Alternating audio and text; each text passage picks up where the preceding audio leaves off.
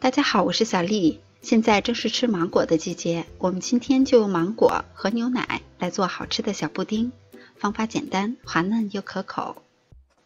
我准备了一个大一些的芒果，先清洗干净，去掉一半的皮。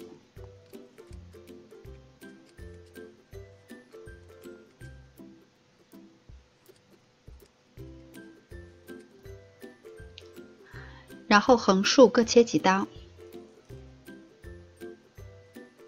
把芒果划成小块儿，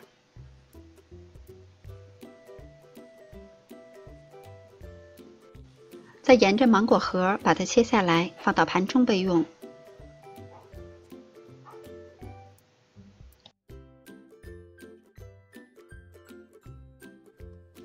准备一口小奶锅，在锅中放入2袋纯牛奶，460毫升。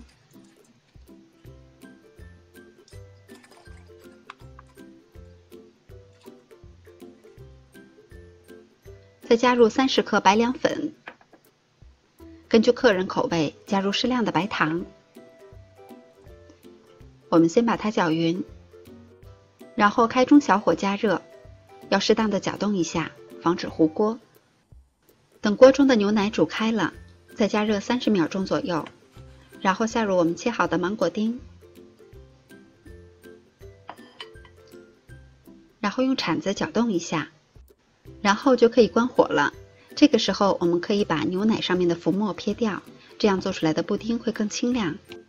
我们事先准备好一个合适的大碗或者模具，把牛奶水果倒入碗中，然后等它自然放凉凝固，也可以放到冰箱里边冷藏1到2个小时，这样口感会更好。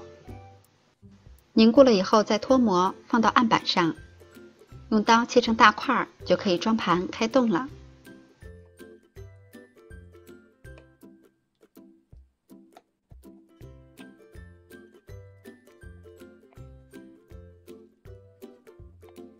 自己在家这样做布丁，材料新鲜，方法也很简单，口感滑滑嫩嫩的，比买的还好吃，大人小孩也都非常喜欢。你也赶快试一下吧。我是小丽，喜欢我的视频请关注留言，感谢您的收看，明天见。